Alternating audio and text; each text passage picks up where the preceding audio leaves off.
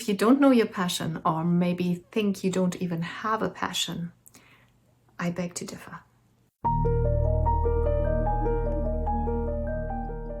Hello and welcome to this week's Wild Spirits News. I'm Sibylla and I work with women between 40 and 60 to do more of what lights them up, of what they love, and to find a unique life purpose. And if any of this sounds interesting, then go check out my website, wildspiritscoaching.com. Today's topic is the real reason why you don't know your passion. You see, the age group I work with, and like I just said, that's mostly women between 40 and 60, contains a lot of people who think that they don't really have a passion, or they don't really know what their passion might be. Others have a few interests, but nothing that really truly lights them up. And they think that's the way it has to be. Now, I do a lot of psychological research on the issues that I come across in my work. And recently I made a fairly startling discovery. I would like to share that with you in this video. So your mission today is to learn what your childhood has got to do with your passions. Task number one is, what do you mean emotional neglect?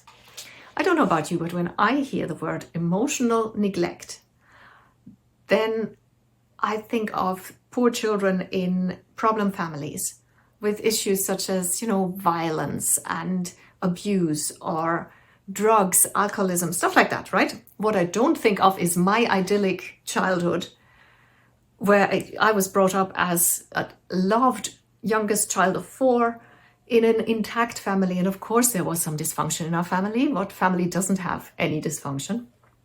But more or less we were fine, we were okay.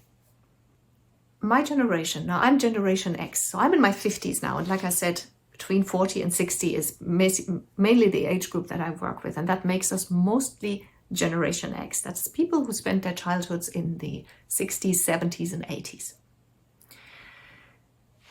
It just wasn't normal to pay a lot of attention to children's emotions.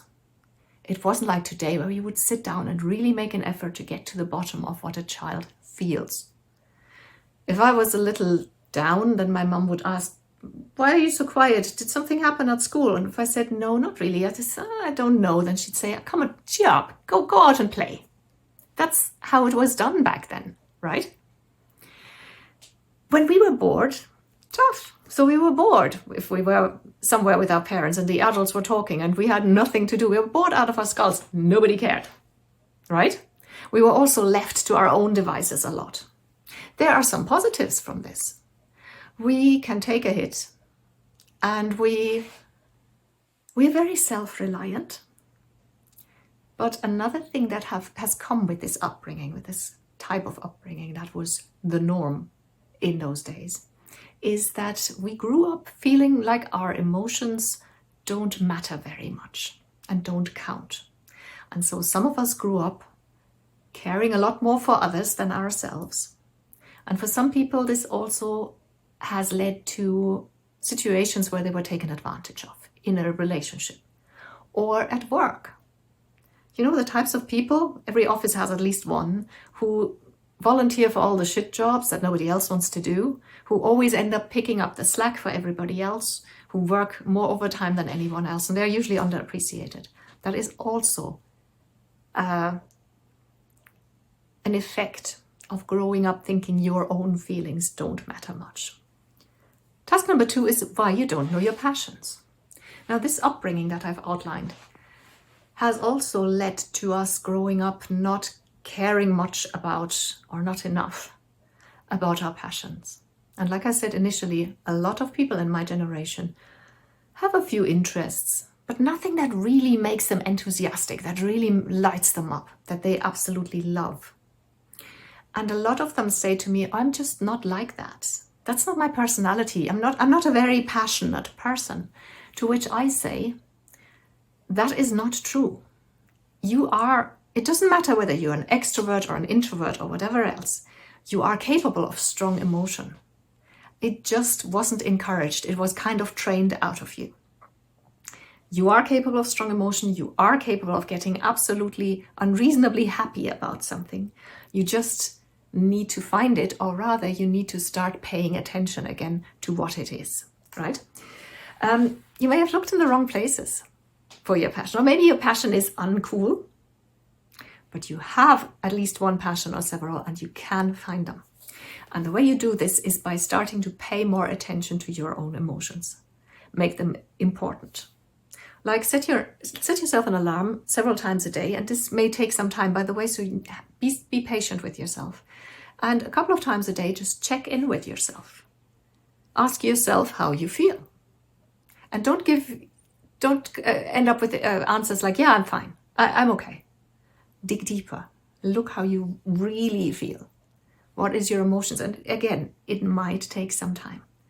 Pay attention to what buzzes, what catches your interest. Maybe think back of when you were a kid or a teenager. Were you obsessed with something?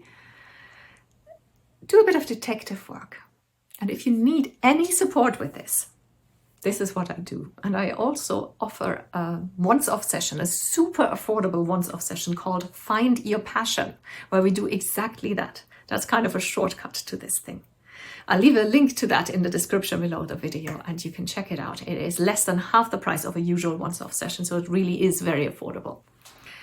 And that brings me to task number 3, which is, as usual, let me know. Leave a comment below the video or reply to the email that you got the link to the video with, and tell me where you stand on this. Do you identify with this? I mean, there are some people, I've always had passions. I might not always have prioritized them, but I never had the problem of not knowing what they are. So where are you in this?